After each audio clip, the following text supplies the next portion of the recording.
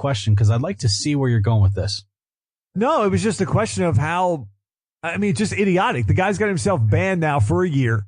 You're a billionaire. You own a stake in the Golden State Warriors. They're getting ready to move into a new arena next year, and you're gone. And you can't be there. Over shoving Kyle Lowry when he wasn't even close to you. He was 2 seats down from you, and you still felt the need to reach out and grab him. I mean, Russell Westbrook's giving lectures to 9-year-olds about touching him. And here you have a older gentleman that's a billionaire. I don't even call him a gentleman because he's more of an idiot at that point.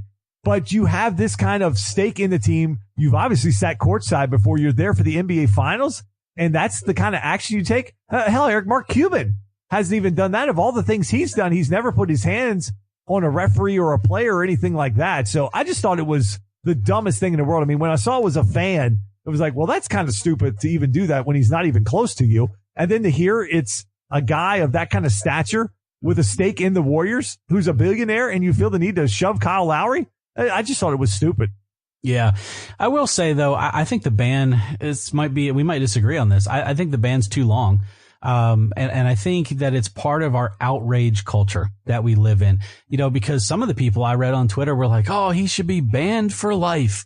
He should have to live in his mom's basement and never get 2 scoops of ice cream. And, he should never be able to look outside again.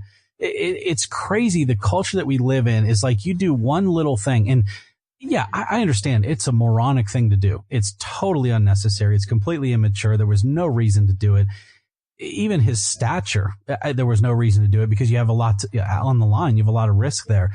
But you look at the video and yeah, he shoved him, but Lowry barely moved. I mean, it's not like he pushed him back down or pushed him completely over. It's not like he had a closed hand and punched him or anything like that. But you take it from that and you look at what the culture has and it's complete outrage. And it's such the way things are in this culture that anybody who does anything, no matter how minor, it's, oh, I am just so offended. I can't believe it. He should be banned for life and never get to live ever again outside in society. And it's just part of that. It's like, I totally agree with him being banned for the rest of the finals. I agree with the $500,000 fine. But outside of that, I mean, does he need to be suspended for half a year or the first quarter of the year? I think a full year is just like, a $500,000 fine seems more productive to me than half a year that you can't go to the game. That's just kind of weird. Well, I'm going to disagree with you there because I think it's his stature and the fact that he's in the ownership group. And this is a topic that is super sensitive to the NBA, even back to the Malice in the Palace. And then even the incidents you've had this year, this is on the NBA's mind. And I think it's, well, if it comes out that we're letting an NBA minority owner put his hands on players and we're not going to do anything about it, what's that give the common fan then the thought of? I think this is setting the tone for the future, not just future owners or minority owners, but even celebrity type fans or fans with money or fans with kids, or to give them of like, hey, if you cross this line, you're going to be banned. We do it to our ownership. We are certainly going to do it to our fans as well. So I think it was just about setting the tone. It was seen by so many. Lowry was on SVP's show after the game talking about it. It's been a topic of discussion for most of Thursday. And then the story came out of who actually was the guy that did the push. So I just think it was the NBA taking steps to be basically trying to prevent something in the future. We talk about what baseball doesn't do. They don't put nets up. They keep letting fans get drilled with foul balls and they keep waiting for the worst case. I think this is the NBA trying to hedge that off in advance of something happening. Yeah, that's a fair point. Fair point. All right, Eric, let's take a break. We'll come back in segment 2. We'll talk about Game 4 and beyond. What do we think we're going to see coming up in this series? We'll also give you a chance to pick another winner in a PGA major. We'll see if you can go 3 for 3 and give us the winner of the U.S. Open. Todd Gurley news, and it's not good. And then we have another overtime segment. We'll have that when we come back.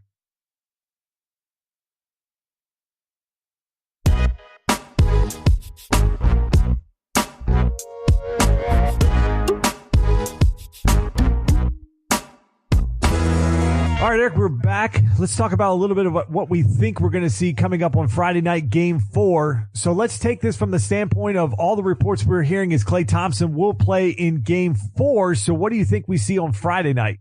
If Klay Thompson is, well, let's say 75 to 80%, I don't expect him to be 100%. I've had pulls in the hamstring before in the quad, and I'm not even an NBA basketball player, and I know that they can be pretty debilitating. And you looked at how he limped off the court after game 2, it would be good if he was able to just play on Friday night. And so if he's able to play and get up and down the floor well enough to provide 15 to 18 points of offense, that would be very helpful for Steph Curry. However, the thing that concerns me is that Klay is a big-time defender for Golden State, and I think you saw that in Game 3, having him not on the floor, how bad they were defensively. Because let's be honest, Steph Curry is a lightning rod offensively, but he's never been known to be a great defender. So Klay Thompson, really out of the guard position, fills a lot of that role up top and around the key. So you're missing that. And will you be missing that again in Game 4 if he's a little bit hobbled? So I'd like to see him be able to play. Obviously, no matter what sport it is, we always say you want your superstars on the floor. And I still say that here. So I'd love to see him play. But more than that, I'd love to just be able to see him play well. That's all I'm hoping for, is just having a game where Klay is close to healthy, close to 100%, because 85 to 90% of Klay is a whole lot better than 28 minutes of Jonas Jerebko. I don't know how much more I can take of that, Eric. Just watching him just airball 3 after 3 after 3, and then finally hit one and be like 1 of 5 with 4 airballs. So I'd much rather see Klay. I do think they're going to have to protect him on the defensive side. They're going to have to throw other bodies at Kawhi. It's not going to be so much Klay on him. I think they're going to have to be careful, maybe try to play him in spurts, hopefully keep that hamstring loosened up for him. Because the one thing you know about hamstrings is they are easy to re-injure. Having had some hamstring injuries before, you've really got to let those things heal up because you can definitely get them re-injured. So I don't really care. I'm like you. I'm not rooting for anybody particular in this series. I mean, it's fun to watch a dynasty like Golden State and watch these chapters being built, because teams like the Lakers and the Celtics in the 80s and early 90s, we really didn't get to see or be part of, or we were so young. We just read about it. You know, you watch the highlights. We were more around for the Bulls days. The Bulls, yeah. Those are fun to be able to talk about. So it will be fun to be able to talk about a Warriors team and what we saw and the players that came out. And even this is setting up to be a great chapter, maybe the final chapter in this team's run, potentially, and how they overcame injuries and had all this adversity come hit them in the finals when they've been able to avoid that. But let me ask you this. If this Warriors team loses Game 4 and they are down 3-1 and we don't know what's going on with KD, can they afford to lose Game 4 and be able to come back down 3-1, do you think? No, actually, that's a great question, because if they do end up losing Game 4 and it's at home, so that gives them 2 losses in their home building.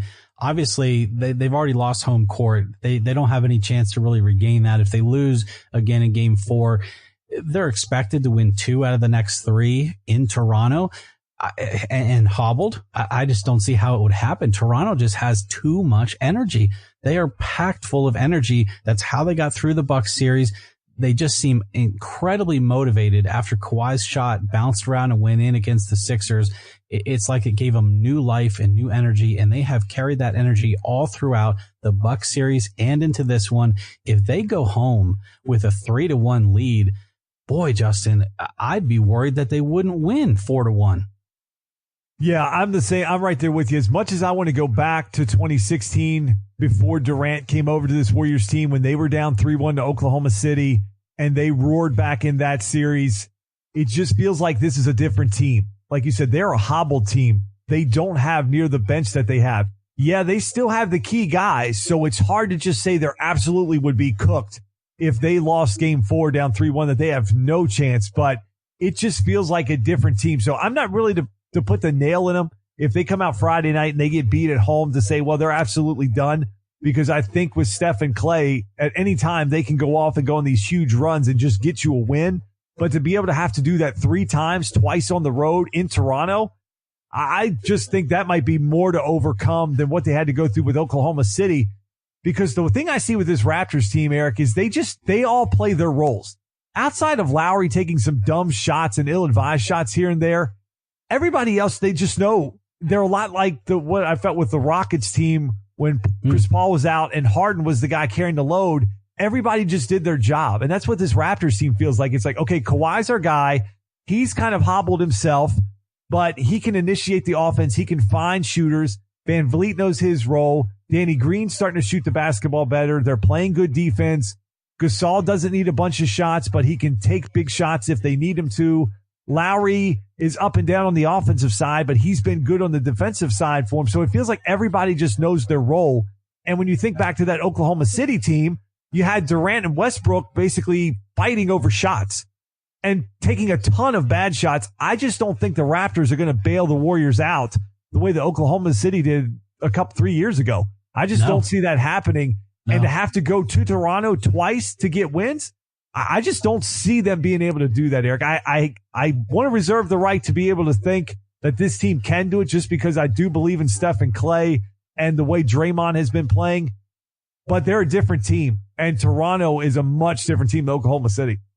We've got to see the Warriors with Klay Thompson and basically at full strength, meaning Steph, Klay, Draymond, and then all you can get out of Iggy.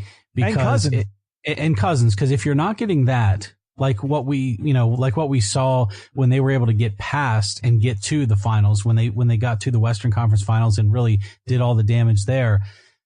If we don't see that, then the Raptors are really in control here. And Justin, I want to just kind of say this too. Whether they win or lose, if we get to game 5, and let's say this, especially if they lose, if they're down 3-1 going to Toronto and Kevin Durant doesn't play game 5, he's done. He's not. That tells you all you need to know about Kevin Durant, because if you're down 3-1 and he's not going to play game 5, he's not going to play. No, I agree with you there, because even at that point, if he can't come in and just give them 15 spot minutes just to give Steph a breather or give Klay a breather, just to be able to come in and give them another body, if he can't even do that for them, they might not even need him because they might be done. They might get beat 4-1. I mean, they could get beat in 5 games at that point because, again, I just feel like this Toronto team, they've figured out who they were, or they figured out who they are. It took them a while to figure out who they were, and now that they've got that down, like you said, when that shot went in for Kawhi in Game 7 versus Philly, and then once they got to Game 3 versus Milwaukee, it's like they just found something. Something on this team changed, either in their confidence level or something strategic. They were able to just find a switch, and they've kind of kept it flipped on.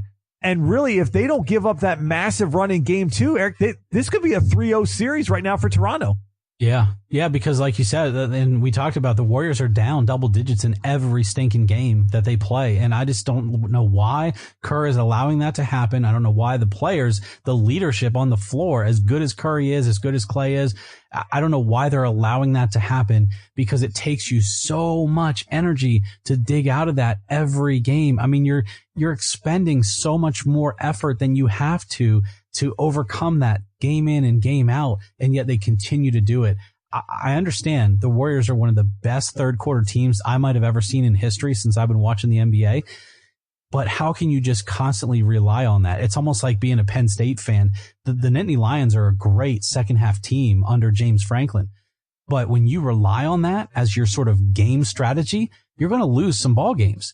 And so for the Warriors, if the shots don't fall and your efficiency drops in the second half and you don't get that run in the third quarter, you will lose. That is the bottom line. You will lose. And now they're at a point where it's a breaking point, because now you've got so many injuries. Boy, Justin, I mean, I'm glued to the television Friday night. I can tell you that. Yeah, for sure. And really the reason that they fall behind is of the good stretches that they have that we talk about, where they can hit you in waves and score a lot of points.